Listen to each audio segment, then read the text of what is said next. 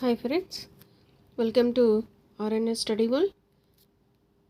So మనకి ఈరోజు DSC అభ్యర్థుల కోసం అయితే నేను ఇక్కడ సైకాలజీకి సంబంధించినటువంటి అభ్యాసాన్ని నిర్ణయించేటువంటి కారకాలు, తర్వాత గ్రంథాలు, కొన్ని గ్రంథాలు, శాస్త్రవేత్తలు, వాటి గురించి నేను ఇదివరకేటి వీడియోస్లో కోడింగ్ రూపంలో అయితే చెప్పడం జరిగింది. ఇక్కడ మీకు కష్టతరంగా అనిపించేటివి సైకాలజీలో అభ్యసన సిద్ధాంతాలండి. సో అభ్యసన సిద్ధాంతాలకు సంబంధించి నేను ఈజీగా గుర్తుంచుకోవడానికి మీకు కొన్ని కోడింగ్స్ అయితే నేను చెప్తాను. దానికి ముందు మనం జస్ట్ చిన్న ఇంట్రడక్షన్ అనేది తెలుసుకోవాలి. అసలు అభ్యసన ఎన్ని రకాలు, అభ్యసన సిద్ధాంతాలు అనేటివి ఎన్ని రకాలు అనేదన్నా తెలుసుకోవాలి. ఎందుకంటే ఆ అభ్యసన రకాల్లో ఇచ్చినటువంటి ఒక ఉదాహరణ ఇచ్చేసి అది ఏ అభ్యసన కిందకు ఏ సిద్ధాంతం కిందకు వస్తుంది అనేసి అడుగుతారు బిట్స్. కాబట్టి ఏ సిద్ధాంతం దేని కిందకు వస్తుంది అనేది ఒక చిన్న మనం ఇక్కడ చార్ట్ లాగా చూసుకుందాము. అది నేను మీకు ఇక్కడ ఎక్స్ప్లెయిన్ చేస్తాను, జాగ్రత్తగా వినండి. జస్ట్ ఈ చిన్న ఇన్ఫర్మేషన్ అనేది మీరు గుర్తుపెట్టుకుంటే, డిఫరెన్స్ అనేది గుర్తుపెట్టుకుంటే సరిపోతుంది. తర్వాత నేను కోడింగ్ రూపం అనేది ఇక్కడ ప్రతిదానికి, శాస్త్రీయ నిబంధన సిద్ధాంతానికి, తర్వాత యత్నదోష పద్ధతులకి, అంతర్దృష్టి అభ్యసనంకి నేను మీకు ఇక్కడ క్లియర్గా ఒక కోడింగ్ రూపం అయితే చెప్తాను. ఎగ్జామ్ వెళ్ళే ముందు ఒక్కసారి చూసుకున్నా కూడా చాలండి. ఇది ఫస్ట్ ఇక అభ్యసనం అనేది మనము లక్షణాల గురించి అయితే గత వీడియోలు తెలుసుకున్నాం. అభ్యసన ఎలా సంభవిస్తుందో పేర్కొన్న సిద్ధాంతాలని మనం అభ్యసన సిద్ధాంతాలు అంటాం. సో అభ్యాసం మనకు ఎలాగైనా జరగవచ్చు, జీవితాంతం ప్రక్రియ అన్నమాట. అది జీవితాంతం జరిగేది. అభ్యసన జీవితాంతం మనకు జరుగుతూనే ఉండేది. ఒక తెలియని విషయాన్ని తెలుసుకోవడాన్నే మనం ఇక్కడ అభ్యసన అంటున్నాం. దాన్ని ఎలా సంభవిస్తుందో, అది ఎలా జరుగుతుందో పేర్కొనేది మనకి ఇక్కడ సిద్ధాంతాలు అన్నమాట. శాస్త్రవేత్తలు దీన్ని ఈ విధంగా డివైడ్ చేశారు. ఇక్కడ మనకు అభ్యసన అన్నారు కదా, ఈ అభ్యసన సిద్ధాంతాలు మనకు రెండు రకాలు. మనకు అభ్యసన సిద్ధాంతాలు రెండు రకాలు.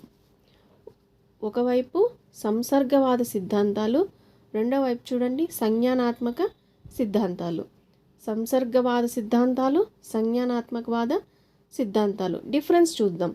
ఇప్పుడు సంసర్గవాద సిద్ధాంతాలు అంటే ఏమి అంటే ఉద్దీపన, ప్రతిస్పందన లేదా గత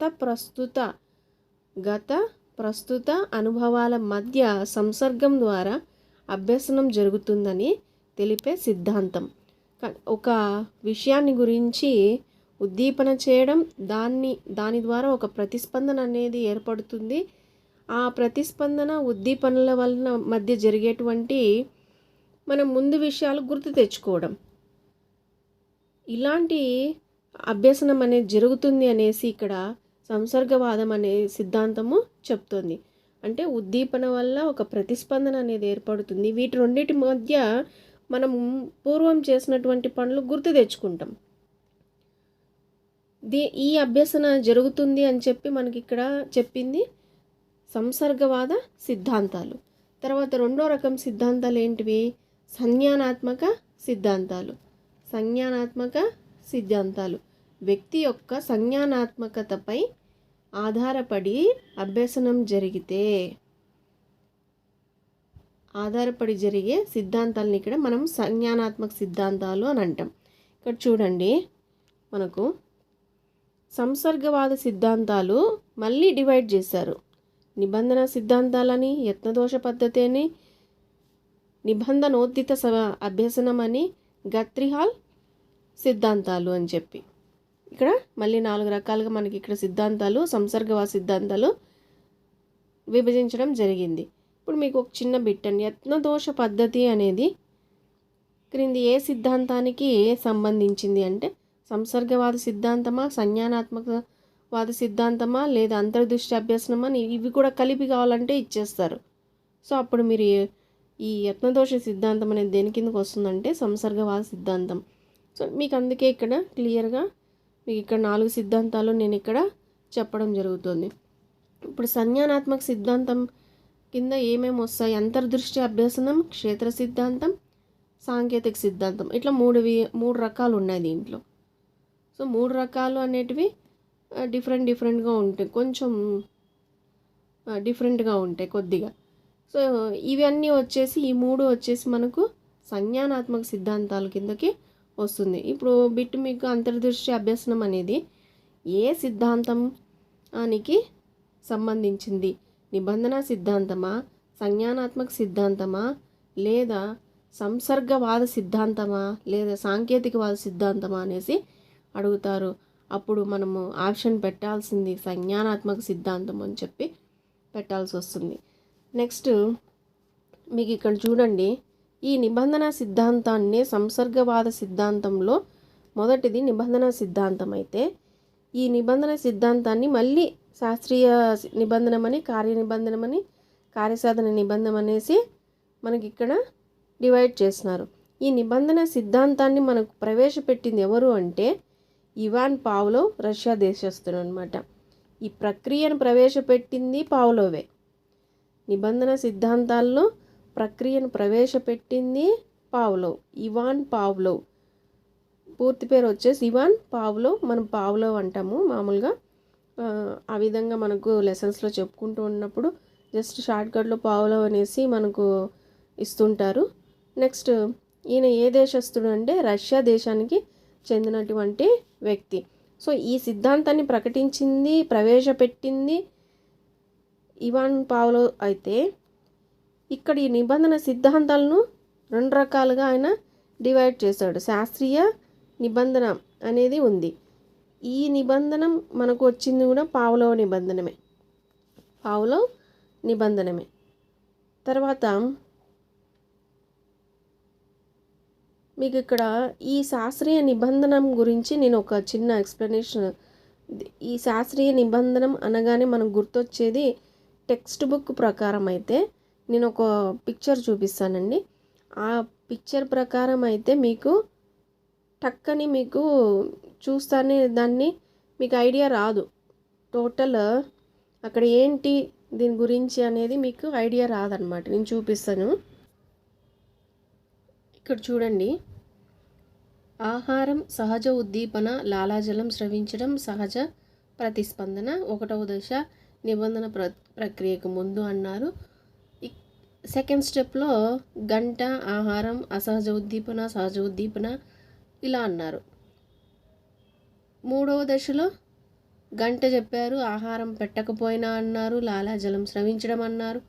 ఇలా చూడడం వల్ల మీకు టెక్స్ట్ బుక్లో కన్ఫ్యూజ్ అనేది వస్తుంది కంపల్సరీ. సో అందుకుగాను నేను ఇక్కడ ఒక షార్ట్కట్ మెథడ్ అనేది చెప్తాను. దాన్ని బట్టి మీకు ఇది సహజ ఉద్దీపన అనేది అసహజ ఉద్దీపన లేదా నిబంధనం అంటే ఏంటి, ఇవన్నీ కూడా నేను మీకు ఇక్కడ ఎక్స్ప్లెయిన్ చేస్తాను. ఒక్కసారి చూడండి నేను రాసినటువంటి కోడ్ చూడండి. ఇక్కడ పావ్లోవ్ శాస్త్రి, ఇక్కడ మనకు పావ్లోవ్ శాస్త్రి అన్నాను. ఇక్కడ పావ్లోవ్ వచ్చేసి శాస్త్రి అని ఆయన పూర్తి పేరు నేను పావ్లోవ్ శాస్త్రి అని పెట్టాను. ఇది మనం కోడ్ కోసం చెప్పుకోవడం మాత్రమేనండి. ఆయన పేరు పూర్తిగా పావ్లోవ్ శాస్త్రి అయితే కాదు, ఇవాన్ పావ్లోవ్. మనకి ఇక్కడ శాస్త్రవేత్త పేరు వచ్చేసి ఇవాన్ పావ్లోవ్. శాస్త్రి వచ్చేసి ఈయన శాస్త్రీయ నిబంధనం అనేసి శాస్త్రీయ నిబంధనం ఈయన ప్రవేశపెట్టినటువంటి పద్ధతి. పావ్లోవ్ శాస్త్రి ప్రవేశపెట్టినటువంటి పద్ధతి ఏది? శాస్త్రీయ నిబంధన. అందుకే నేను ఇక్కడ పావ్లోవ్ శాస్త్రి అనేసి చెప్పాను. ఈయన ఒకరోజు ఏం చేశాడంటే, కుక్కకు ఆహారం పెడితే కుక్కకు లాలాజలం స్రవించింది. అంటే కుక్కకు లాలాజలం, నోరు ఊరడం. ఇక్కడ లాలాజలం అంటే నోరు ఊరడం అన్నమాట. ఇప్పుడు కుక్కకి బిర్యానీ పెట్టగానే నోరు అనేది ఊరుతుంది. ఆహారం బదులు మీరు ఇక్కడ కావాలంటే బిర్యానీ అనుకోండి. సో మీకు అర్థం అవడానికి, కుక్కకు అక్కడ బిర్యానీ పెట్టగానే పెట్టగానే నోరు అనేది ఊరింది, లాలాజలం అనేది స్రవిస్తోంది, లాలాజలం అనేది కారుతోంది చూడగానే. మనకు కూడా అంతే కదండి. అసలు తినక తినక తినక ఏదైనా మనకు నచ్చిన ఆహారం ఒక సంవత్సరానికి దొరికింది అనుకోండి, అది చూడగానే ఏం చేస్తాం మనం? చూడగానే ఏమవుతుంది? నోరు ఊరుతుంది. అలాగే ఆహారం, నచ్చిన ఆహారం కావచ్చు, ఆహారాన్ని చూడగానే మనకు నోరు ఊరడం అనేది నార్మల్గా జరిగేటువంటిదే. ఇది మనం ఎటువంటి కండిషను మనకేం పెట్టడం లేదు. ఆహారం చూస్తున్నాం, కుక్క ఆహారం చూస్తోంది, నోరు అనేది ఊరింది, లాలాజలం అనేది కారింది. ఇక్కడ దీన్ని ఏమంటామంటే సహజ ఉద్దీపన. దీన్ని మనం ఇక్కడ కుక్క ఆహారం ఇదంతా కూడా సహజ ఉద్దీపన, సహజ ఉద్దీపన అంటారు దీన్ని. సహజంగా జరిగింది. మనం ఇక్కడ ఎటువంటి కండిషన్స్ కానీ మనం ఇక్కడ ఏం కానీ పెట్టట్లేదు. నిబంధన అంటే ఏంటి? కండిషన్. సో మనం ఎటువంటి కండిషన్ మనం ఇక్కడ పెట్టలేదు.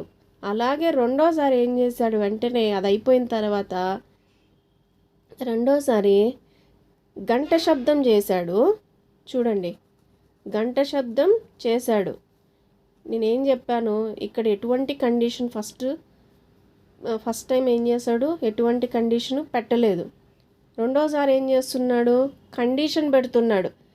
దీనికి అడగ్గా అలాగే డైరెక్ట్గా దీనికి ఆహారం అనేది ఇవ్వకూడదు.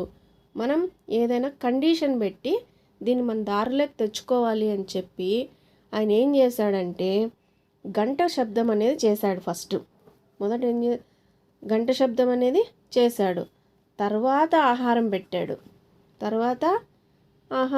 పెట్టాడు. కుక్కకి ఏమైంది, ఆహారం చూసిన గంట శబ్దానికి వినింది. ఏంటబ్బా ఈ గంట శబ్దం అనేసి వినింది. తర్వాత ఆహారం పెట్టగానే చూసింది, ఓ వీళ్ళేదో గంట కొట్టారు, ఆహారం పెట్టారు అని ఆహారం చూడగానే లాలాజలం అనేది వచ్చింది. సో మనకి ఇక్కడ గంట శబ్దం అనేది దానికి ఏమైంది, ఒక సిగ్నల్ లాగా. మూడోసారి ఏం చేశాడు, వెంటనే కొద్దిగా టైం అనేది తీసుకొని మూడోసారి ఏం చేశాడంటే గంట శబ్దం చేశాడు. ఇక్కడ గంట శబ్దం చేశాడు, కానీ ఇక్కడ కండిషన్ పెట్టాడు, ఆహారం పెట్టాడు. ఇక్కడ కండిషన్ పెట్టాడు కానీ ఆహారం పెట్టలేదు. పెట్టకపోయినా గంట శబ్దం వినగానే ఇంక ఆహారం పెట్టేస్తారు అని దాని మైండ్లో ఫిక్స్ అయిపోయి ఉంటుంది. ఇంతకుముందు గంట కొట్టాడు కదా, ఆహారం పెట్టాడు కదా, కాబట్టి లాలాజలం ఊరింది. ఇప్పుడు మళ్ళీ గంట కొట్టాడు, ఆహారం పెడతాడు అని ఆటోమేటిక్గా అది ఆతృతతో ఏం చేస్తుంది, ఇంకా పెట్టేస్తారన్న ఆతృతతో కుక్కకి లాలాజలం అనేది వస్తుంది, స్రవిస్తుంది, కుక్కకి నోరు అనేది ఊరుతుంది అనేసి మనకి ఇక్కడ 3 దశలు అనేటివి తెలియజేశాడు. 1వ దశ, 2వ దశ, 3వ దశ. సో మీకు ఆ డయాగ్రామ్ చూడడం వల్ల, టెక్స్ట్ బుక్ ప్రకారం నేను ఇచ్చినటువంటి డయాగ్రామ్ చూడడం వల్ల మీకు అది అర్థమైందా, ఇది అర్థమైందా, మీరే ఒక ఎస్టిమేషన్ అనేది వేసుకోండి. సో ఈ విధంగా మీకు ఇదివరకు ఎవరైనా చెప్పారో లేదో నాకైతే తెలియదు. నేనైతే దీంట్లో నా వేలో అయితే నేను చెప్పాలని అనుకున్నాను. సో నేనైతే ఇలాగే చదువుకున్నాను, ఇలాగే ఎస్టిమేషన్ వేసుకున్నాను. బట్ మీకు ఎక్స్ప్లెయిన్ చేయాలి ఈ విధంగా, కొంచెం మీకు ఎగ్జామ్స్కి యూజ్ అవుతుందన్న దీంతో నేను ఈ విధంగా డివైడ్ చేస్తున్నాను. సో ఇక్కడే మీకు శాస్త్రీయ నిబంధన మొత్తం కూడా మీకు ఇక్కడే వచ్చేసేటట్లు మీకు ఈ కోడ్లోనే చెప్పేస్తాను. చూడండి, ఈజీగా మీకు అర్థమవుతుంది. 1వ దశలో చూడండి, ఫస్ట్ దీన్ని 1వ దశ అంటాం. ఏది సహజంగా మనం చేసాం, ఎటువంటి కండిషన్ అనేది మనం ఇక్కడ కుక్కకి అప్లై చేయలేదు, ఎటువంటి కండిషను పెట్టలేదు, కాబట్టి సహజ ఉద్దీపన అంటాం. దీన్ని సహజ ఉద్దీపన అంటాం.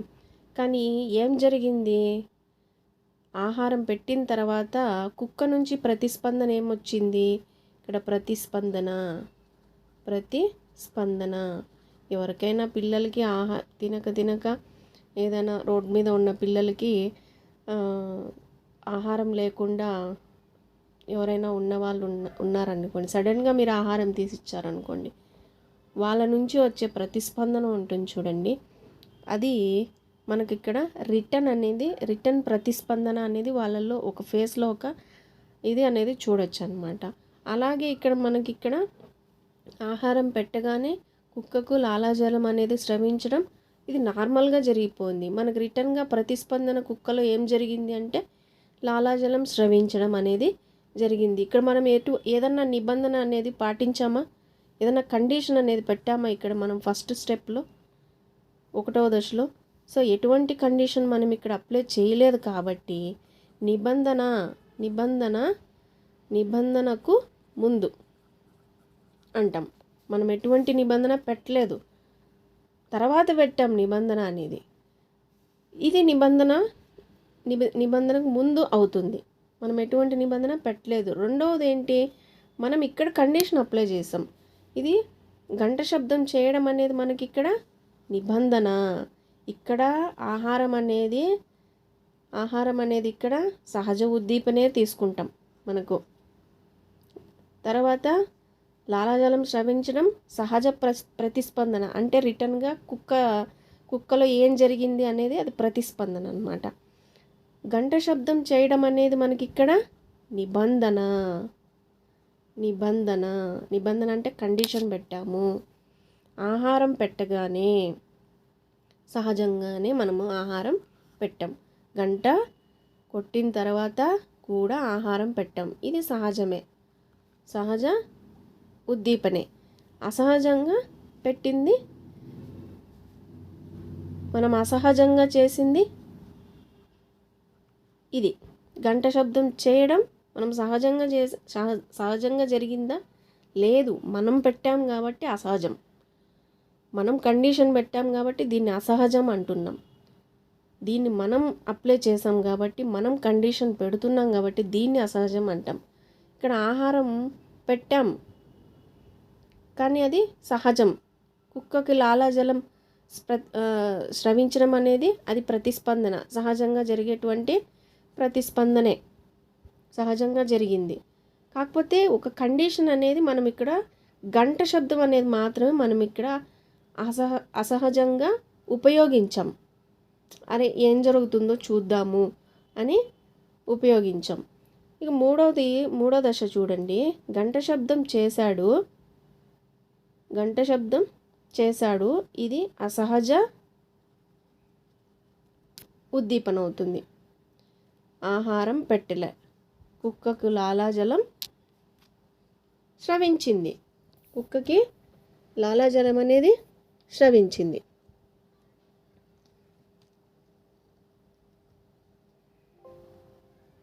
చూడండి, కుక్కకి లాలాజలం అనేది స్రవించింది. కుక్కకి లాలాజలం స్రవించడం అనేది మనం అసహజంగా తెప్పించాము. అంతకుముందు కండిషనల్ పెట్టినటువంటి కండిషన్ ద్వారా సహజంగా జరిగిండేది మనం ఇక్కడ ఆహారం పెట్టకపోయినా జరిగింది కాబట్టి అసహజంగా గంట శబ్దం వల్ల జరిగిపోయింది. గంట శబ్దం అనేది ఒక నిబంధన, మనం ఒక కండిషన్ పెట్టడం ద్వారా మనకి ఇక్కడ అసహజ ప్రతిస్పందన అనేది వచ్చేసింది అని మనం ఇక్కడ చెప్పచ్చు. ఇది మనకు ఈ మెయిన్గా మనకి ఇక్కడ ఇచ్చినటువంటి మ్యాటర్ శాస్త్రీయ నిబంధనలు. సో ఇక్కడ పావ్లోవ్ శాస్త్రీయ అంటే మనకి ఇక్కడ ఇవాన్ పావ్లోవ్ వచ్చేసి శాస్త్రవేత్త, శాస్త్రీయ వచ్చేసి శాస్త్రీయ నిబంధనము. ఈ శాస్త్రీయ నిబంధనలో మనకు పావ్లోవ్ చేసినటువంటి ప్రయోగాల ఫలితమే మనకి ఈ శాస్త్రీయ నిబంధన అనేది వచ్చింది. తర్వాత మనం ఇక్కడ కొన్ని పాయింట్స్ చూసుకున్నట్లయితే దీన్ని ఎస్ టైప్ థియరీ అని కూడా అంటారు. దీన్ని ఎస్ టైప్ థియరీ అనేసి కూడా అంటారు. శాస్త్రీయంగా ఇక్కడ సిస్టమేటిక్గా మనం ఒక థియరీని ఉపయోగించాం కాబట్టి, సిస్టమేటిక్ థియరీని అనేది ఉపయోగించాం కాబట్టి ఎస్ టైప్ థియరీ అనేసి శాస్త్రీయ నిబంధనని మనం ఇక్కడ పిలుస్తాం. తర్వాత నిర్నిబంధిత అంటే ఇది నిబంధనం. ఇది గంట శబ్దం అనేది నిబంధనం అయితే ఇది సహజంగా జరిగింది కాబట్టి దీన్ని ఆపోజిట్ నిర్నిబంధిత ఏదో కొత్త వర్డ్ అనేసి అనుకోవద్దండి. నిర్నిబంధిత ఇలాంటి వర్డ్స్ ఇవ్వడం వల్ల కన్ఫ్యూజ్ అయ్యి మీరు ఆన్సర్ చేయలేకపోతున్నారు అంతే తప్ప మీకు ఇక్కడ అర్థం కాకుండా పోవడానికి ఏమీ అయితే లేదు. నెక్స్ట్ మీకు ఇక్కడ చూడండి, సహజంగా జరిగిపోయేటువంటి సహజ ఉద్దీపనకి మనం అసహజ ఉద్దీపన, ఇది సహజ ఉద్దీపన, ఇది అసహజ ఉద్దీపన అన్నాం, జరిపించాం. సహజంగా జరిగిపోయే ఉద్దీపనకి అసహజంగా ఒక ఉద్దీపనని మనం ఇక్కడ జోడించడం వల్ల మనకి ఇక్కడ కండిషన్ అనేది ఏర్పడింది. ఈ జోడించడం ఎంత ఎక్కువగా ఉంటే అంత బలంగా నిబంధన అనేది ప్రతిస్పందన అనేది మనకి ఇక్కడ ఏర్పడింది. ఇక్కడ ప్రతిస్పందన అనేది మనకు ఏర్పడింది. ఈ ప్రతిస్పందన ఏమంటామంటే పునర్బలనం అంటారు. దీన్నే పునర్బలనం అనేసి అంటారు. పునర్బలనం. ఈ రెండిటి మధ్య ఎందుకు రాస్తున్నానంటే ఈ రెండిటి మధ్య దీని తర్వాత దీన్ని జోడించాం దీనికి, కాబట్టే ఈ చర్య జరిగింది అనేసి దీన్నే మనం పునర్బలనం అనేసి అంటాము. తర్వాత ఇది శాస్త్రీయ నిబంధన యొక్క నియమాలండి. పునర్బలన నియమాలు కొన్ని ఉన్నాయి, అందుకే మీకు ఇక్కడే దీంట్లోనే చెప్పేస్తున్నా అర్థం అవడం కోసం.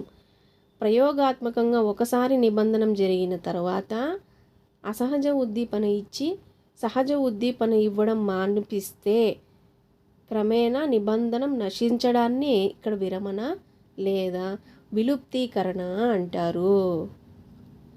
విలుప్తీకరణ అంటారు. తర్వాత అయత్న సిద్ధ స్వాస్థ్వం అంటే ప్రయోగాత్మకంగా నిబంధన విరమణ చేసినప్పటికీ ఒక్కోసారి నిబంధన చర్య ఉన్నట్లుండి బలపడ్డాన్ని అయత్న సిద్ధ స్వాస్థ్యం అనేసి అంటారు. తర్వాత విచక్షణ అంటే ఒక ప్రత్యేకమైన ఉద్దీపనకు మాత్రమే నిబంధన జరిగితే, ఒక ప్రత్యేకమైనటువంటి నిబంధనానికి మాత్రమే మనకి ఇక్కడ ఒక ఉద్దీపనకు నిబంధన అనేది జరిగితే ఆ ఉద్దీపనను మనం ఇక్కడ ఆ నిబంధన జరిగింది అంటే విచక్షణ అంటాం. సామాన్యీకరణం అనే వర్డ్ ఉంది. అదేమంటే ఒకసారి ఒక ఉద్దీపనకు నిబంధనం జరిగినప్పుడు అదే ఉద్దీపనకు పోలిన ఉద్దీపనలను కూడా మనం ఇక్కడ నిబంధన విస్తరించడం జరిగితే దాన్ని సామాన్యీకరణం అంటారు. ఉన్నత క్రమ నిబంధన అంటే ఒక గంట శబ్దానికి ఉన్నత అంటున్నాం, దాన్ని ఈ స్టేజ్ నుంచి ఈ స్టేజ్కి పెంచడం. సో ఒక గంట శబ్దానికి లాలాజలం ఊరటం అనేది గుర్తుంచుకోండి. ఉన్నత క్రమ నిబంధన ఇది కొంచెం ఇంపార్టెంట్. మీకు పునర్బలనం అనేది వర్డ్ మీకు ఇది వినిపిస్తుంది మీకు ఎగ్జామ్స్లో ఎక్కువగా వచ్చినటువంటి వర్డ్ అండి. గంట శబ్దం అనేది అసహజమా సహజమా అనేది సహజ ఉద్దీపన అసహజ ఉద్దీపన అని అడుగుతారు, ఇదొక్కటి. తర్వాత నార్మల్గా ఆహారం మనం పెట్టినప్పుడు ఇది సహజ ఉద్దీపన, ఈ ఆహారము అసహజ ఉద్దీపన అని అడుగుతారు. తర్వాత సహజంగా మనం ఆహారం పెట్టినప్పుడు కుక్కకు లాలాజలం ఊరడం అనేది ఇక్కడ ఇది సహజ ప్రతిస్పందన అసహజ ప్రతిస్పందన అని అడుగుతారు. అదొక క్వశ్చను. గంట శబ్దం చేసినాడు కానీ ఆహారం పెట్టలేదు, కానీ లాలాజలం అయితే ఊరింది, ఇది సహజ ప్రతిస్పందన అసహజ ప్రతిస్పందన అనేసి అడుగుతారు. గంట శబ్దం చేయడం సహజమా అసహజ ఉద్దీపన అనేసి అడుగుతారు. ఇలాంటి క్వశ్చన్స్ అడుగుతారు. తర్వాత ఉన్నత క్రమ నిబంధన అనేది ఇది ఇంపార్టెంట్ మీకు ఇక్కడ. ఇది కూడా ఎందుకు ఒకసారి చెప్తాను చూడండి. ఒక గంట శబ్దానికి లాలాజలం ఊరడం అనే ప్రక్రియను నిబంధనం చేసిన తర్వాత గంటతో పాటు ఒక దీపాన్ని జత చేయడం. ఫస్ట్ మనము ఇక్కడ గంట శబ్దం అంటున్నాం, దీనికి ప్లస్ జోడించి దీపం అనేది ఏర్పాటు చేయాలంటున్నారు. గంట శబ్దమే కాకుండా శబ్దానికి లాలాజలం ఊరింది, గంట శబ్దం అయింది, కానీ ఆహారం పెట్టలేదు, లాలాజలం అయితే ఊరింది. ఈ ప్రక్రియ చేసిన తర్వాత గంటతో పాటు ఏం చేయమంటున్నారు, ఒక దీపాన్ని జతపరచండి. ఇంకోసారి ఏం చేయాల, ఒక దీపాన్ని జతపరచండి. ఆ దీపానికి కూడా లాలాజలం అనేది ఊరుతుంది. అంటే ఈ స్టెప్పుని మించినటువంటి స్టెప్పు, దాటినటువంటి స్టెప్పు ఉన్నత పెరిగి ఉన్నతమైనటువంటి నిబంధన, సామాన్యమైన నిబంధనకి ఇంకొక దీపం అనేది జోడించడం వల్ల మనం ఇక్కడ ఉన్నతమైనటువంటి క్రమ నిబంధన అనేసి దీన్ని మనం అంటాం. ఇక్కడ మీకు క్వశ్చన్ అడుగుతారు, ఇక్కడ గంట శబ్దంతో పాటు ఒక దీపాన్ని కూడా జతపరచడాన్ని మనం ఇక్కడ ఏమని పిలుస్తారు, క్రమ నిబంధన, సామాన్య క్రమ నిబంధనమా లేదా ఉన్నత క్రమ నిబంధనమా అని అడుగుతారు. అప్పుడు మీకు ఆప్షన్లో ఇక్కడ ఉన్నత క్రమ నిబంధనం అనేది ఉంటే మీకు అది సరైన ఆన్సర్ అనేది అవుతుంది. అందుకే ఇక్కడ పావ్లోవ్ శాస్త్రీయ నిబంధనాన్ని మనం ఇక్కడ నిబంధిత ప్రతిస్పందన సిద్ధాంతం అని కూడా అంటాం. నిబంధిత ప్రతిస్పందన, కండిషన్ పెట్టడం, దాని నుంచి వచ్చినటువంటి ప్రతిస్పందనని మనం ఇక్కడ అభ్యసన ద్వారా తెలుసుకోవడం, అది ఏం అభ్యసించింది అనేది తెలుసుకోవడం, నిబంధన పెట్టడం, ప్రతిస్పందన చూడడం. ఈ శాస్త్రీయ నిబంధనకి మనం అందుకే ఇక్కడ నిబంధిత ప్రతిస్పందన సిద్ధాంతం అని కూడా అంటారు. నిబంధిత ప్రతిస్పందన సిద్ధాంతం అని కూడా అంటారు. దేన్ని, శాస్త్రీయ నిబంధనాన్ని నిబంధిత ప్రతిస్పందన సిద్ధాంతం అని కూడా అంటారు. దీన్ని ఎస్ టైప్ థియరీ అంటారు. సిస్టమేటిక్గా చేస్తున్నాం కాబట్టి. తర్వాత పావ్లోవ్ దేని మీద పరిశోధనలు అనేది చేశాడు అనేది కూడా సింపుల్ క్వశ్చన్ అడగచ్చు. ఇప్పుడు కుక్క మీద మనకి ఇక్కడ పావ్లోవ్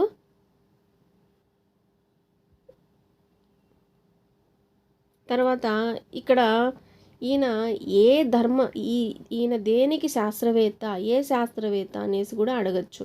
ఇవాన్ పావ్లోవ్ ఏ శాస్త్రవేత్త అని అడిగారు అనుకోండి, ఇది ఏదండి, ఇది ఏంటండి, మనిషా లేకపోతే జంతువా? జంతువు కదా.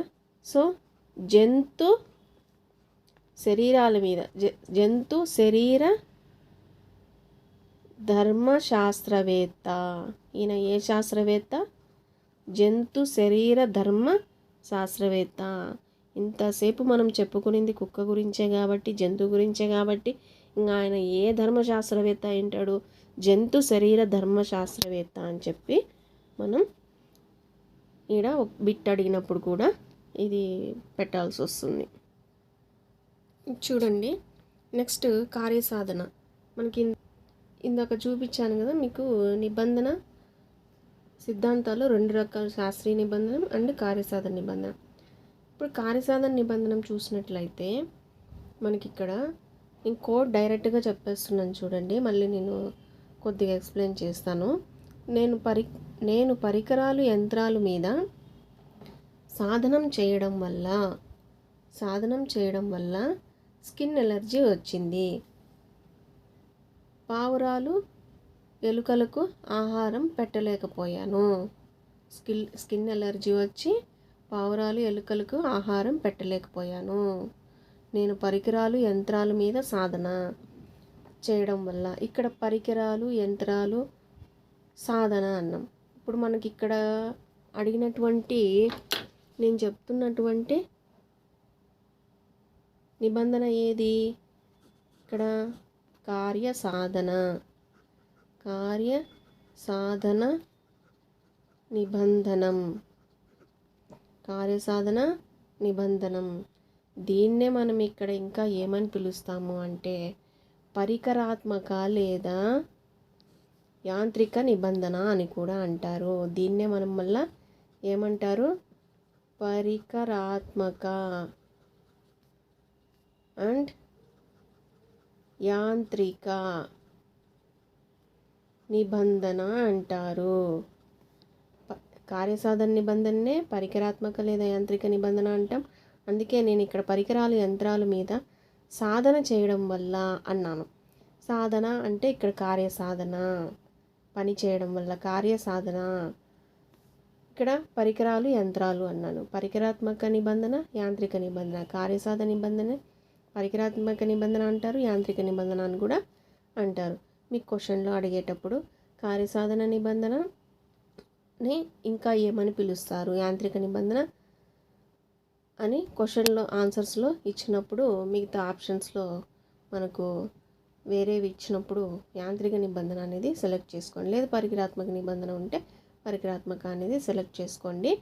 లేదు రెండు ఇచ్చేసి ఏలో ఇది ఇచ్చి బిలో ఇది ఇచ్చి సిలో ఏ అండ్ బి అని ఇచ్చారనుకోండి, అప్పుడు ఏ అండ్ బి పెట్టాల్సి వస్తుంది ఆన్సర్. డీలో అప్పుడు పైవేవి కాదు అని ఇస్తాడు. సో మీరు అక్కడ కన్ఫ్యూజ్ అయ్యే అవకాశం ఉంటుంది. సో మనం ఇక్కడ పరికరాత్మక నిబంధన అంటాం, యాంత్రిక నిబంధన అంటాం. కార్యసాధన నిబంధనాన్ని చేయడం వల్ల స్కిన్ ఎలర్జీ వచ్చింది. ఈ కార్యసాధన నిబంధనాన్ని ప్రవేశపెట్టింది మనకు ఎవరు అంటే స్కిన్నర్.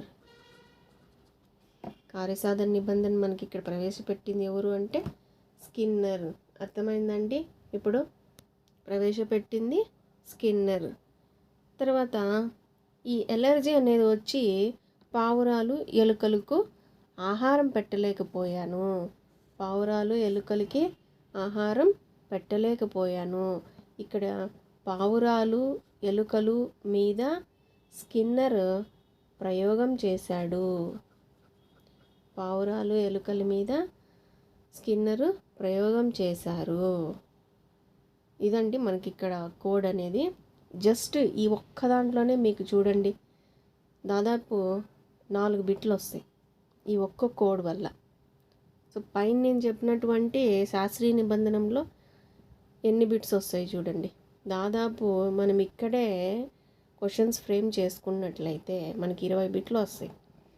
ఇక్కడ క్వశ్చన్ ఫ్రేమ్ చేసుకున్నట్లయితే 4 బిట్స్ అయితే మనకి ఇక్కడ క్వశ్చన్ ఫ్రేమ్ చేసుకోవచ్చు. అది కూడా నేను ఎక్కువగా క్వశ్చన్స్ ఇదివరకటి ఎగ్జామ్స్లో అడిగినవే నేను క్వశ్చన్ ఫ్రేమ్ చేస్తున్నాను. ఇక్కడ మీకు ఇక్కడ కోడింగ్ అనేది చేస్తున్నాను. తర్వాత చూడండి కార్యసాధన నిబంధనకు సంబంధించినటువంటి మరికొన్ని పాయింట్స్ మనం ఇక్కడ చూసినట్లయితే ప్రతిస్పందనలను స్కిన్నర్ తన యొక్క సిద్ధాంతాన్ని ప్రతిస్పందన ఆధారంగా రూపొందించాడు. ఈ ప్రతిస్పందన అనేది 2 రకాలుగా డివైడ్ చేశాడు. రాబట్టిన ప్రతిస్పందన, బయటకు వదిలినటువంటి ప్రతిస్పందన అన్నాడు. రాబట్టిన ప్రతిస్పందనలు అయితే ఈ ఉద్దీపనకు ప్రతిచర్యగా వచ్చేటివి. బయటకు వదిలిన ప్రతిస్పందనలు అంటే ఎటువంటి ఉద్దీపనలు లేకపోయినా వచ్చే ప్రతిచర్యలు. నిరుద్దీపన ప్రతిచర్య అంటాం. అంటే ఉద్దీపన లేకపోయినా వచ్చే ప్రతిస్పందన, ఉద్దీపనకు వచ్చేటువంటి ప్రతిస్పందన, రాబట్టిన ప్రతిస్పందన. అంటే మనం ఉద్దీపన చేయడం వల్ల రాబడుతున్నాం కాబట్టి దాన్ని రాబట్టిన ప్రతిస్పందన అంటాం.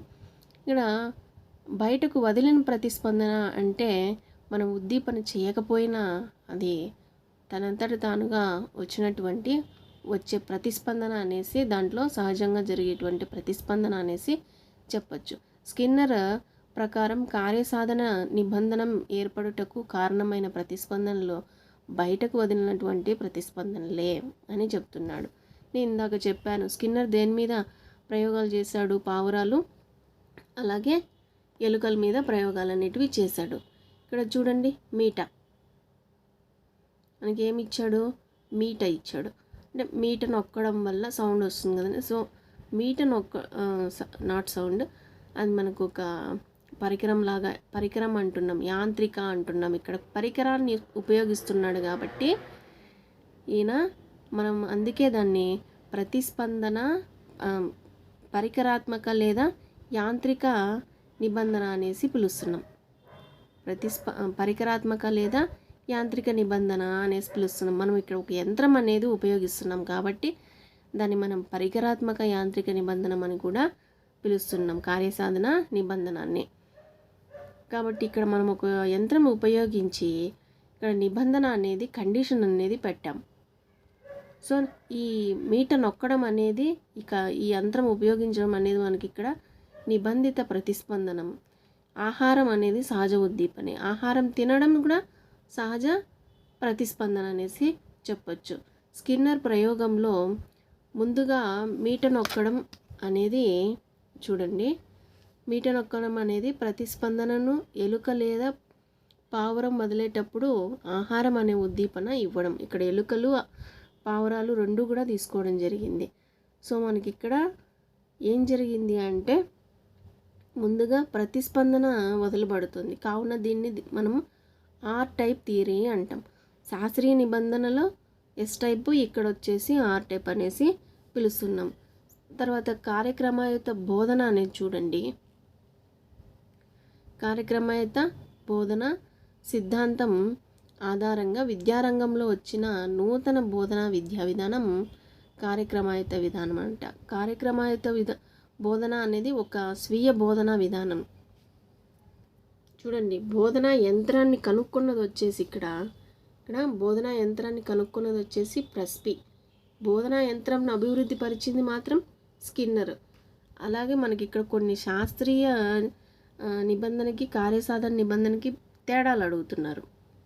సో రెండింటికి మధ్య డిఫరెన్స్ అడుగుతున్నారు. శాస్త్రీయ నిబంధన ఉద్దీపన ముందుగా ఇవ్వబడుతుంది, ఉద్దీపన ముందుగానే ఇచ్చేస్తాం. కానీ కార్యసాధన నిబంధన ప్రతిస్పందన ముందుగా వదలబడుతుంది. ఇక్కడ ఎస్ టైప్, అది ఆర్ టైప్. ఈ డిఫరెన్సెస్ అనేది మనం కొంచెం ఒకటి రెండు సార్లు చూసుకుంటే సరిపోతుంది. చూడండి, మీకు అభ్యసన సిద్ధాంతాలు నేను ఇదివరకే 2 రకాలని చెప్పాను. సంసర్గవాద సిద్ధాంతంలో నిబంధన సిద్ధాంతాలు మొట్టమొదటిదైతే నేను మీకు ఇక్కడ చెప్పాను, శాస్త్రీయ నిబంధనం చెప్పాను, కార్యసాధన నిబంధనం చెప్పాను. తర్వాత మీకు ఈ 2 అవసరం లేదు మీ సిలబస్కి. ఇక్కడ కూడా క్షేత్ర సిద్ధాంతం, సాంకేతిక సిద్ధాంతం అవసరం లేదు సంజ్ఞానాత్మక సిద్ధాంతంలో. మీకు అంతర్దృష్టి అభ్యసనం అనేది ఇంపార్టెంట్ అండి. యత్నదోష పద్ధతి అనేది ఇంపార్టెంట్. ఇక్కడ మీకు ఇప్పుడు యత్నదోష సిద్ధాంతం పద్ధతి అనేది చెప్తాను. ఇది దేని కిందకు వస్తుంది, మీకు సంసర్గవాద సిద్ధాంతాల కిందకు వస్తుంది యత్నదోష పద్ధతి అనేది. ఇప్పుడు దీని గురించి తెలుసుకుందాం, యత్నదోష పద్ధతి గురించి తెలుసుకుందాం. ఈ 2 కంప్లీట్ అయిపోయినాయి. మనకి ఇక్కడ పావులో అనేసి తెలుసుకున్నాం, కోడింగ్ అనేది చెప్పుకున్నాం. ఇక్కడ దీనికి ఒక సింపుల్ కోడింగ్ చెప్తాను, గుర్తుపెట్టుకోండి. ఫస్ట్ ఇది చూడండి ఫస్ట్ యత్నదోష సిద్ధాంత పద్ధతి, యత్నదోష పద్ధతిలో దీన్ని ప్రతిపాదించింది థార్న్డైక్. జస్ట్ సింపుల్గా చూడండి, నేను కోడింగ్ చెప్పేస్తాను. ఇది సంసర్గవాదం లేదా సంధానవాదం యొక్క ప్రధాన సృష్టి. తర్వాత దీనినే మనం ఇక్కడ ఉద్దీపన ప్రతిస్పందన అంటాం. ఇక్కడ దీన్ని ఉద్దీపన ప్రతిస్పందన అంటాము.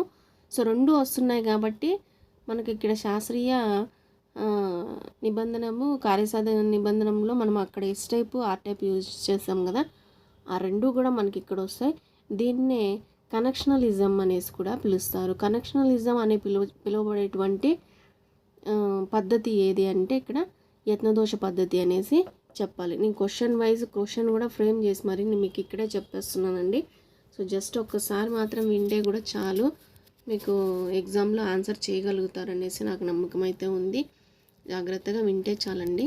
అండ్ థార్న్డైక్ ప్రయోగం వచ్చేసి ఈయన పిల్లిపై చేశాడు. సో ఈయన చేసినటువంటి ప్రయోగము పిల్లిపైన. చూడండి, ఈ కోడింగ్ చూడండి. థార్న్డైక్ పిల్లిలాగా మెల్లగా సంసిద్ధతతో సైకిల్ తొక్కడం, ఈత కొట్టడం, టైపింగ్ ఇట్లాంటివి అభ్యసనం చేసి ప్రయత్నించి ఫలితం పొందాడు. అభ్యసనం చేసి ప్రయత్నం చేసి ఫలితం అయితే పొంది విజయం అయితే సాధించాడు. ఇది మనకు కోడ్ అండి. దీంట్లోనే మనకు అన్నీ వచ్చేస్తాయి. సో థార్న్డైక్ పిల్లిలాగా మెల్లగా అన్నాడు. మనకి ఇక్కడ థార్న్డైక్ ఎవరు? శాస్త్రవేత్త. ఈయన దేని మీద ప్రయోగం చేశాడు? ఈయన థార్న్డైక్ ప్రయోగం, ఇది థార్న్డైక్ ప్రయోగం. దేని మీద మనకి ఇక్కడ ప్రయోగం చేశాడు?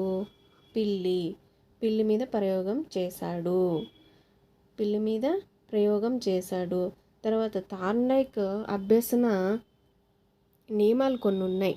అవి ఏంటివంటే సంసిద్ధత నియమం, సంసిద్ధత నియమం, తర్వాత అభ్యసనం,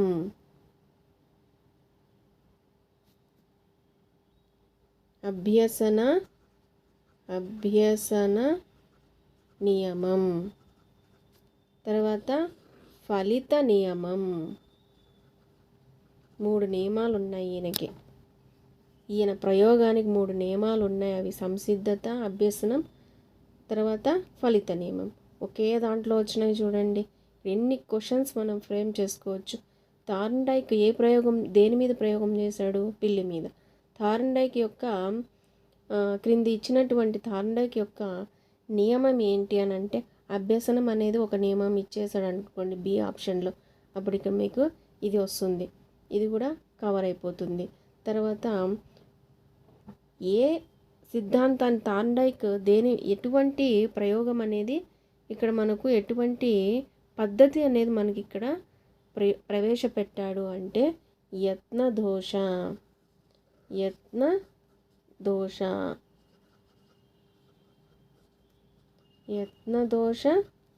సిద్ధాంతం. ఏ సిద్ధాంతాన్ని ప్రవేశపెట్టాడు మనకి ఇక్కడ థార్న్డైక్? యత్నదోష సిద్ధాంతాన్ని ప్రవేశపెట్టాడు.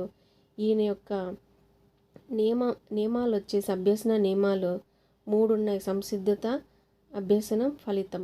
మనకు ఆర్డర్లో చూసినట్లయితే ఫలిత నియమం, సంసిద్ధత నియమం, అభ్యసన నియమం. సో ఇవ్వండి. తర్వాత మనకి ఇంకొక క్వశ్చన్ చూడండి.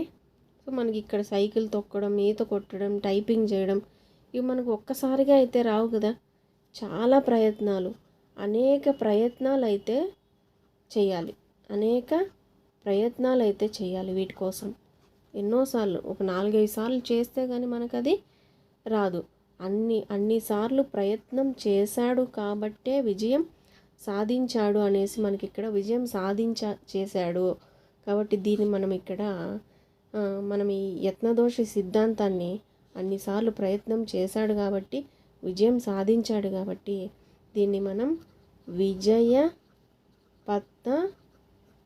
విజయపద వరణ రీతి అభ్యసనం అని కూడా అంటారు. విజయపద వరణ రీతి అభ్యసన సిద్ధాంతం అని కూడా అంటారు. ఓకే, ఇది మనకు వచ్చేసింది. ఇంకా సో మనకి ఇక్కడ యత్నదోష పద్ధతి ద్వారానే మనం ఇవన్నీ ప్రయత్నం చేసి మనం ఇవన్నీ కూడా నేర్చుకుంటున్నాము. కాబట్టి దీని యత్నదోష సిద్ధాంతం అనేసి పిలుస్తున్నాము. మనకి ఇక్కడ సైకిల్ తొక్కడం అనేది ఎటువంటి సిద్ధాంతం కిందకు వస్తుంది అనేసి మనకి ఇక్కడ క్వశ్చన్లో అడగచ్చు. సో ఈత కొట్టడం అనేది ఏ సిద్ధాంతం అనేసి అడగచ్చు. సైకిల్ తొక్కడం అనేది ఏ సిద్ధాంతం అని అడగచ్చు. క్వశ్చన్స్ ఈ విధంగా అనేది మనకు ఇవ్వడం జరుగుతుంది. పూర్వం మనకు ఇచ్చినటువంటి ప్రీవియస్ క్వశ్చన్ పేపర్స్లో కూడా ఇలాంటి క్వశ్చన్సే ఉన్నాయి. కాబట్టి నేను క్వశ్చన్ మీకు ఇక్కడ కోడింగ్ అనేది ఈ విధంగా ఫ్రేమ్ చేయడం జరిగిందండి. నెక్స్ట్ తర్వాత యత్నదోష పద్ధతిలో మనకి ఇక్కడ అభ్యసన నియమాలకు సంబంధించి ఈ 2 సూత్రాలు అనేవి ఒకసారి చూసుకోవాల్సి వస్తుంది. ఉపయోగిత నియమం అండ్ నిరుపయోగిత నియమం. ఒక విషయాన్ని పదే పదే ఉపయోగించినప్పుడు అభ్యసనం పటిష్టం అవుతుంది. పదే పదే యూజ్ చేయడం వల్ల మనకి ఇక్కడ అభ్యసనం అనేది పటిష్టం అవుతుంది. అంటే సైకిల్ తొక్కడాన్ని పదే పదే ట్రై చేయడం వల్ల మనకు అక్కడ నేర్చుకోవడం జరుగుతుంది. అది ఉపయోగిత నియమం అవుతుంది. తర్వాత నిరుపయోగిత నియమం అంటే ఒక విషయాన్ని ఉపయోగించకుండా ఉన్నప్పుడు అది నిరుపయోగితం అవుతుంది. ఒకసారి తొక్కినప్పుడు ఇంకా మనం రాలేదులే అనేసి వదిలేయడం వల్ల అది నిరుపయోగం అయిపోతుంది అనేసి చెప్తున్నాడు. నిరుపయోగ నియమం చలన కౌశలాలకు వర్తిస్తుంది. అభ్యసన నియమము డ్రిల్ను, ఇంటి పనిని ప్రోత్సహిస్తుంది. అభ్యసన అనేది ఇంటి పనిని తర్వాత డ్రిల్ని ఇక్కడ ప్రోత్సహిస్తుంది. అంటే ఇంట్లో చేసే మనము ఇచ్చినటువంటి అభ్యసనకు సంబంధించినటువంటి పాఠ్యాంశాలకు సంబంధించినటువంటి వాటికి ఇంటి పనికి ప్రోత్సహిస్తుంది అనేసి చెప్తున్నారు. ఇది పునఃస్మరణను సమర్థిస్తుంది. సమర్థవంతమైన అభ్యసనం నాకు అమితంగా దోహదం చేసేది పునఃస్మరణ. నెక్స్ట్ మనకు ఉన్నది అంతర్దృష్టి సిద్ధాంతం. సంజ్ఞానాత్మక సిద్ధాంతంలో మనకు ఫస్ట్ వచ్చేది అంతర్దృష్టి సిద్ధాంతం. మనకు అభ్యసన సిద్ధాంతాలు 2 రకాలుగా డివైడ్ చేయడం జరిగిందనేసి మీకు చెప్పినాను.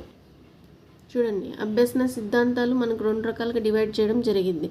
సంసర్గవాద సిద్ధాంతం, సంజ్ఞానాత్మకవాద సిద్ధాంతం. దీంట్లో మనకు ఇంపార్టెంట్ ఈ 2 అని చెప్పాం. సో ఈ 2 మనం చెప్పేసుకున్నాం, ఎక్స్ప్లెనేషన్ అనేది ఇచ్చేసాను. తర్వాత మీకు దీంట్లో సంజ్ఞానాత్మక సిద్ధాంతంలో మీకు వెరీ వెరీ ఇంపార్టెంట్ వచ్చేసి అంతర్దృష్టి అభ్యసనం. దీని గురించి నేను ఇప్పుడు మీకు ఎక్స్ప్లెయిన్ చేస్తాను. అంతర్దృష్టి అభ్యసనం అనేది ఏ సిద్ధాంతానికి సంబంధించిందంటే సంజ్ఞానాత్మకవాద సిద్ధాంతానికి సంబంధించింది. ఇప్పుడు జస్ట్ పాయింట్స్ చూసుకోండి, నేను కోడ్ అనేది మీకు ఇచ్చేస్తాను డైరెక్ట్గా. ఈ సిద్ధాంతంను గెస్టాల్ట్ వాదులు, సంజ్ఞానాత్మకవాదులు ప్రవేశపెట్టారు. అంటే ఇక్కడ సంజ్ఞానాత్మకానికి సంబంధించింది కాబట్టి వాళ్ళు గెస్టాల్ట్ వాదులు అనేవాళ్ళు మనకు సంజ్ఞానాత్మకానికి సంబంధించే వాళ్ళు సిద్ధాంతాలని ప్రవేశపెట్టడం జరుగుతుంది కాబట్టి సంజ్ఞానాత్మక వాదులు అంటారు వీళ్ళని. గెస్టాల్ట్ వాదులు ఎవరెవరు అంటే మార్క్స్, వర్దిమర్, కర్ట్ కోప్కా అండ్ డబ్ల్యూజీ కోయిలర్. వీళ్ళు ముగ్గురిని అయితే బాగా గుర్తుపెట్టుకోండి. ఎంకేకే అని గుర్తుపెట్టుకోండి. మార్క్స్, వర్దిమర్, కర్ట్ కోప్కా అండ్ కోయిలర్, ఎంకేకే. సో ఈ విధంగా గుర్తుపెట్టుకోండి. గెస్టాల్ట్ వాదులు ఏ దేశానికి చెందిన వాళ్ళు? జర్మనీ దేశానికి చెందిన వాళ్ళు. చూడండి, గెస్టాల్ట్ అనే జర్మనీ భాషా పదానికి అర్థము సమగ్రాకృతి అనే వ్యవస్థీకృత మొత్తం. సో వాళ్ళ ప్రకారం అయితే జర్మనీ భాషా పదానికి గెస్టాల్ట్ వాదులు అనే దానికి అర్థం అంటే వ్యవస్థీకృత మొత్తము అనేసి అంటున్నారు. వీళ్ళు ముగ్గురు కూడా ఒక మొత్తంగా ప్రయత్నం చేశారు. ఒక అంశం దేని గురించి, ఒక అంశంలోని విడివిడి భాగాలు జ్ఞానం కంటే ఆ అంశాన్ని మొత్తంగా అధ్యయనం చేసే సమగ్ర జ్ఞానం సంభవం అనేది గెస్టాల్ట్ వాదుల భావన. అలా గెస్టాల్ట్ వాదులు ప్రధానంగా అధ్యయనం చేసిన రంగాలు ఏంటేంటివి అని అంటే వాళ్ళు ముగ్గురు కలిసి అధ్యయనం చేసిన రంగాలు అవధానం, ప్రత్యక్షం, అభ్యసనం. తర్వాత అంతర్దృష్టి అభ్యసన సిద్ధాంతాన్ని రూపొందించింది గెస్టాల్ట్ వాది అయినటువంటి కోయిలర్. మనకి ఎంకేకే గెస్టాల్ట్ వాదులు చెప్పినాం. దాంట్లో లాస్ట్ వ్యక్తి ఎవరు? కోయిలర్ యత్నదోష పద్ధతికి లోపాల ఆధారంగా తను అంతర్దృష్టి అభ్యసన సిద్ధాంతాన్ని ప్రతిపాదించాడు. అంటే యత్నదోష పద్ధతిలో కొన్ని లోపాలు అనేటివి ఉన్నాయి. దానికి గాను ఈయన వాటిని రూపుమాపడం కోసం అనేసి ఈయన అంతర్దృష్టి సిద్ధాంతాన్ని మనకి ఇక్కడ ప్రతిపాదించడం జరిగింది. సో ఇక్కడ కోయిలర్ తను చూడండి ఉపయోగించినటువంటి జంతువు, తను ప్రయోగం చేసినటువంటి జంతువు ఏదంటే చింపాంజీ. దాని పేరు సుల్తానా అని అయితే పేరు పెట్టాడు. ఇక్కడ చింపాంజీని ఎందుకు తీసుకున్నాడు అంటే మెదడు నిర్మాణంలోనూ పరిమాణంలోనూ మానవుణ్ణి పోలి ఉండడం వల్ల చింపాంజీ మెదడు మానవుని తర్వాత తెలివైన జంతువు ఏది అంటే చింపాంజీ. కోయిలర్ తన ప్రయోగాన్ని 1914లో టెనరిఫ్ దీవులలో నిర్వహించెను. తర్వాత ఈయన రాసినటువంటి గ్రంథం వచ్చేసి మెంటాలిటీ ఆఫ్ ఏప్స్. మీకు కోడ్లో ఇవన్నీ వచ్చేస్తాయండి, నేను మీకు చెప్తాను, కోడ్ చెప్తాను చూడండి. సో ఇది మనకు బేసిక్ ఇన్ఫర్మేషన్. అయితే ఇక్కడ వరకు నేను మీకు ఒక కోడ్ అనేది ఇస్తాను చూడండి.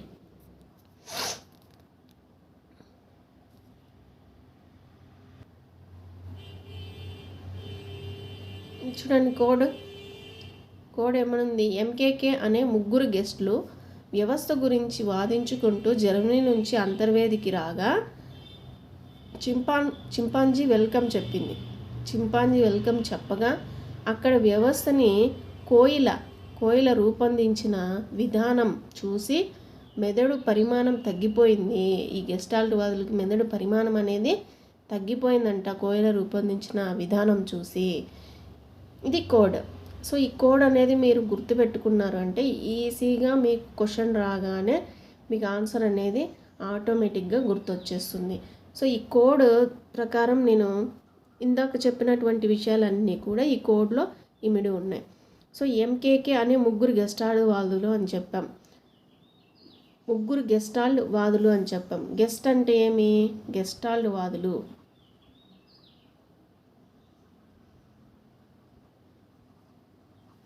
గెస్టాల్డ్ వాదులు ముగ్గురు అని చెప్పాం. ఎవరెవరు ఆ ముగ్గురు?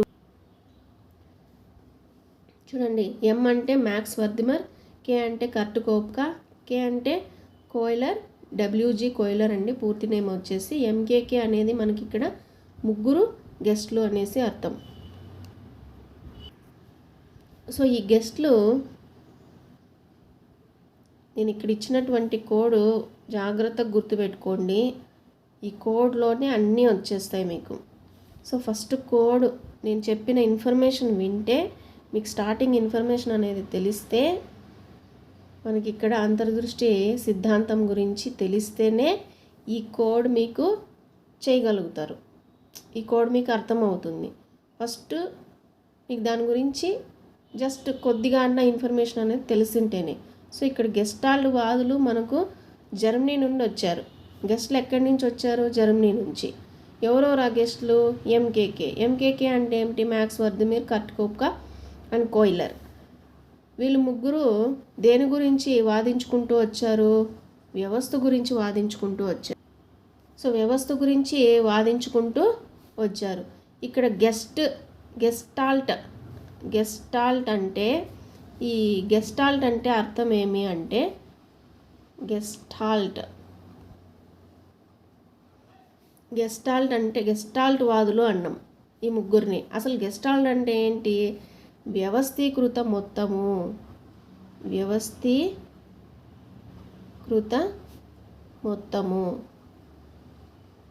వ్యవస్థీకృత మొత్తము వ్యవస్థ గురించి వాదించుకుంటూ వచ్చారు. ఇక్కడ వ్యవస్థ అంటే గెస్టాల్ట్ అనే పదానికి అర్థము వ్యవస్థీకృత మొత్తము అనేసి అర్థం. ఎక్కడి నుంచి వచ్చారు? జర్మనీ నుండి వచ్చారు.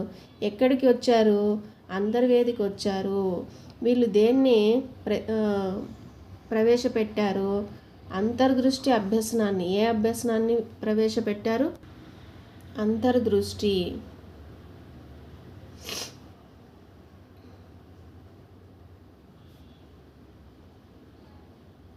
అంతర్దృష్టి సిద్ధాంతాన్ని ప్రవేశపెట్టారు ఈ జర్మనీ వాళ్ళు.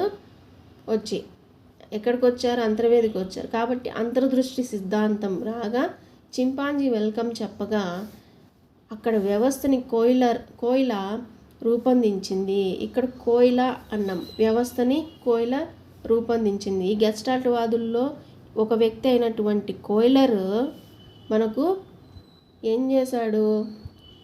ఈ అంతర్దృష్టి అభ్యసన సిద్ధాంతాన్ని రూపొందించాడు. ఈ సిద్ధాంతాన్ని రూపొందించింది కోయిలర్. వీళ్ళు ప్రవేశపెట్టారు, ముగ్గురు కలిసి ప్రవేశపెట్టినారు. కానీ ఈ సిద్ధాంతాన్ని మనకి ఇక్కడ రూపొందించింది ఎవరు అంటే కోయిలర్ రూపొందించింది. కోయిలర్ రూపొందించాడు అక్కడ వ్యవస్థని మొత్తానికి వ్యవస్థని చివరికి ఎవరు రూపొందించారు? కోయిలర్ రూపొందించాడు. కోయిలర్ దేని మీద పరిశోధన చేశాడు? చింపాంజీ మీద పరిశోధన చేశాడు. చింపాంజీ పేరు ఏమని పెట్టాడు? సుల్తానా.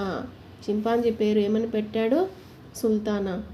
ఇక్కడ చింపాంజీకి ఎన్నుకొనుట కారణాలు ఏంటి? మానవుని మెదడు, తర్వాత చింపాంజీ మెదడు ఆ పరిమాణం అంతా కూడా పోలి ఉన్నాయి కాబట్టి చింపాంజీని తీసుకున్నాడు. కాబట్టి దేని మీద? ఇక్కడ చూడండి, మానవుని మెదడు పరిమాణం, మెదడు నిర్మాణంలోనూ తర్వాత పరిమాణంలోనూ మానవుడిని పోలి ఉండుట వలన, మరియు మానవుని తర్వాత తెలివైన జంతువు ఏది అంటే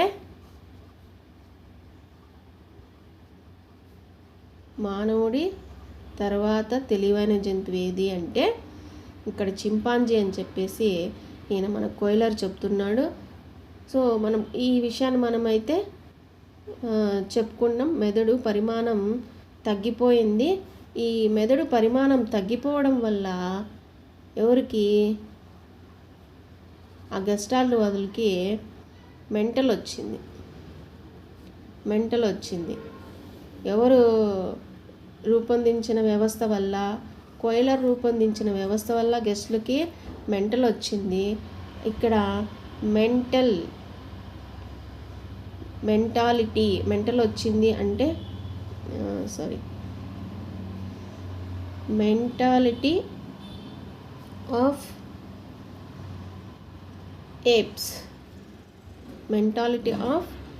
ఏప్స్ రూపొందించింది ఎవరు అంటే, ఇక్కడ ఈ గ్రంథాన్ని రాసింది ఎవరు అంటే కోయిలర్ రాశాడు. ఈ సిద్ధాంతాన్ని రాసింది ఎవరు? కోయిలర్ రాశాడు. మెంటాలిటీ ఆఫ్ ఏప్స్ గ్రంథాన్ని రాసింది ఎవరు అంటే కోయిలర్. సో మెదడు పరిమాణం తగ్గిపోయి గెస్ట్లకి మెంటల్ వచ్చింది అని చెప్పాం. దాన్ని కంటిన్యూషన్ చేసాం. సో నేను అక్కడ కంటిన్యూ చేయడం ఆపేశాను, కాబట్టి మీరు కంటిన్యూ చేసుకోండి, ఇక్కడ సరిపోతుంది. సో చూడండి, ఒక్క దీంట్లో మొత్తం కూడా మనకి ఇన్ఫర్మేషన్ అనేది వచ్చేసింది. సో ఇలాంటి అభ్యసనం అనేది జరిపినప్పుడు వ్యక్తి తన యొక్క ఆలోచనల్ని వెంటనే కూడా ప్రతిస్పందిస్తాడనమాట. ఇక్కడ అంతర్దృష్టి సిద్ధాంతం ప్రకారం అభ్యసనం అనేది ఎప్పుడు జరుగుతుంది అంటే అర్థసహితంగా బోధించేటప్పుడు, టోటల్ మీనింగ్ఫుల్గా మనకి ఇక్కడ బోధించినప్పుడు అంతర్దృష్టి సిద్ధాంతం అనేది జరుగుతుంది. మీనింగ్ఫుల్గా అర్థసహితంగా మనం అక్కడ బోధించినప్పుడు, అంతర్దృష్టి సిద్ధాంతాన్ని ఉపయోగించి బోధించినప్పుడు మనకి ఇలా జరుగుతుంది. ఇక్కడ చింపాంజీకి ఒక కర్ర ఇస్తాడు అరటిపండ్లు కోసుకోవడానికి. సో కుదరదు, అదేం చేస్తుంది, తెలివిగా ఇంకొక పెద్ద కర్ర తీసుకొని కొడుతుంది, అవ్వదు. సో మళ్ళీ ఇంకొకసారి ఏం చేపిస్తాడు, అక్కడ చింపాంజీ ఏం చేస్తుంది, 2 కర్రలు తీసుకొని ఒకేసారి ప్రయత్నిస్తుంది. అప్పుడు అరటిపండ్లు అనేటివి రాలడం వల్ల తను అక్కడ అభ్యసనం అనేది గుర్తించాడు. ఇది అంతర్దృష్టిగా ఆలోచించింది కాబట్టి దీనికి ఇక్కడ అంతర్దృష్టి అభ్యసన సిద్ధాంతం అనేసి మనం ఇక్కడ పేరు ఇవ్వడం జరిగింది. నెక్స్ట్ వచ్చేసి చివరిది పరిశీలన అభ్యసనం. చూడండి, ఒక వ్యక్తికి కానీ ఒక పరిస్థితికి కానీ అనుకరించడం వలన, పరిశీలించడం వలన జరిగే అభ్యసనాన్ని మనం ఇక్కడ అనుకరణ అభ్యసనం అనేసి అంటాం. అనుకరణ, మనం వాళ్ళని ఫాలో చేయడం వలన, ఒక వ్యక్తి కానీ ఒక పరిస్థితిని కానీ మనం ఫాలో చేయడం వల్ల దాన్ని అనుకరణ అంటాం. సో ఇలా జరిగేటువంటి అభ్యసనాన్ని మనం ఇక్కడ అనుకరణ అభ్యసన లేదా పరిశీలన అభ్యసన అని అంటాం. ఒక వ్యక్తిని ఫాలో చేస్తూ, ఒక పరిస్థితిని మనం ఫాలో చేస్తూ చేసేటువంటి పరిశీలనని మనం ఇక్కడ అనుకరణ అంటాము లేదా పరిశీలన అభ్యసన అంటాం. ఈ సిద్ధాంతం ప్రకారం పిల్లలు పెద్దలను పాత్ర క్రీడ ద్వారా అనుకరిస్తారు. చూడండి, ఈ పరిశీలన సిద్ధాంతాన్ని మనకు ప్రతిపాదించింది ఎవరు అంటే బండూరా, కెనడాకు సంబంధించినటువంటి వ్యక్తి. బండూరా ప్రకారం పిల్లలకు సరైన నమూనాలు ఉండాలి అని చెప్తున్నాడు. ఇక్కడ పరిశీలన అభ్యసన విధానాన్ని తెలియజేసిన ఆద్యులు వచ్చేసి మిల్లర్ డిల్లార్డ్ రచించినటువంటి పుస్తకం సామాజిక అనుకరణ అభ్యసనం. బండూరా గ్రంథం వచ్చేసి, బండూరా ఎవరు, కెనడాకు సంబంధించినటువంటి మనకు పరిశీలన అభ్యసనను ప్రవేశపెట్టాడు. Social learning, personality development, psychological modelling. ఇక్కడ మనం దీనికి ఒక కోడింగ్ చూద్దాం. చూడండి, సింపుల్ కోడింగ్ అండి ఇది. కెనడా వ్యక్తి బండ మీద పరిశీలన చేయగా పర్సనల్గా, సైకలాజికల్గా సోషల్ నేర్చుకున్నాడు. ఇక్కడ కెనడా వ్యక్తి బండ మీద. కెనడా వ్యక్తి ఎవరు ఇక్కడ? బండూరా. కెనడా వ్యక్తి ఇక్కడ మనకు బండూరా. దేని మీద పరిశీలన చేస్తాడు? మనం ఇక్కడ పరిశీలన అన్నాం. పరిశీలన అభ్యసన. ఇక్కడ పర్సనల్గా, సైకలాజికల్గా సోషల్ నేర్చుకున్నాడు. ఇక్కడ ఆయన రాసినటువంటి గ్రంథం వచ్చేసింది చూడండి, social learning and personality development comma ఇంకొకటి వచ్చి psychological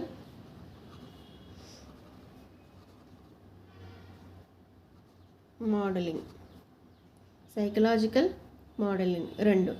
social learning and personality development, psychological modelling, ఇవి ఆయన రాసినటువంటి గ్రంథాలు. సో ఇది చూడడం వల్ల మీకు బిట్ అనేది ఈజీగా క్యాచ్ చేయగలుగుతారు. తర్వాత చూడండి, బ్రూనర్ శిక్షణ సిద్ధాంతం. ఏ అంశము బ్రూనర్ శిక్షణ సిద్ధాంతం మూల సూత్రాలైన ఏ వయస్సులో వారికైనా ఏదో ఒక రూపంలో బోధించవచ్చు అనే ప్రాథమిక సూత్రం ఆధారంగా జెరోమ్ బ్రూనర్ అనే మనస్తత్వవేత్త ప్రతిపాదించిన సూత్రమే బ్రూనర్ బోధనా సిద్ధాంతం. ఈ సిద్ధాంతంలోని ప్రధాన అంశాలు వచ్చేసి విద్యార్థికి ఆసక్తి కుతూహలంతో ఏ సిద్ధాంతాన్ని నిర్వహించవచ్చు అంటే బ్రూనర్ శిక్షణ సిద్ధాంతాన్ని అనేది చేయొచ్చు. ఇక్కడ ఈ సిద్ధాంతం ప్రకారం ఉపాధ్యాయుడు పర్యవేక్షిస్తూ సలహాపూర్వకమైన పాత్రను మాత్రమే స్వీకరించాలి. విద్యార్థి స్వీయ అభ్యసనంకి ఎక్కువ ప్రాముఖ్యాన్ని ఇవ్వాలి. విద్యార్థి స్వీయ అభ్యసనానికి ఎక్కువ ప్రాముఖ్యతనిచ్చేటువంటి సిద్ధాంతం ఏది అంటే బ్రూనర్ శిక్షణ సిద్ధాంతం. స్వీయ అభ్యసనం పర్యవేక్షితాభ్యసనం కూడా ఉంటుంది. సో ఇదండి బ్రూనర్ శిక్షణ సిద్ధాంతం. సో ఇదండి మనకు ఇక్కడ కోడింగ్ రూపంలో నేనైతే ప్రతి సిద్ధాంతాన్ని అయితే మీకు ఇక్కడ ఇవ్వడం జరిగింది. సో మీకు నేను ఇక్కడ చెప్పినటువంటి అభ్యసన సిద్ధాంతాలు ఏవైతే ఉన్నాయో అవి పూర్తిగా ఎక్స్ప్లెయిన్ అయితే చేశాను. కానీ దానికి కోడింగ్ కూడా నేనైతే నా ఓన్గా ప్రిపేర్ చేసినటువంటి కోడింగ్స్ కూడా నేను మీకు ఇక్కడ ఎక్స్ప్లెయిన్ చేయడం జరిగింది. ఈ కోడింగ్స్ ఇంకెవరు కూడా యూట్యూబ్లో ఎవరు కూడా అప్లోడ్ చేయలేదు ఇంతవరకు. సో నేను నా ఓన్గా ప్రిపేర్ చేసినటువంటి కోడింగ్స్ అండి ఇవి. మీకు ఉపయోగపడతాయని అనుకుంటున్నాను.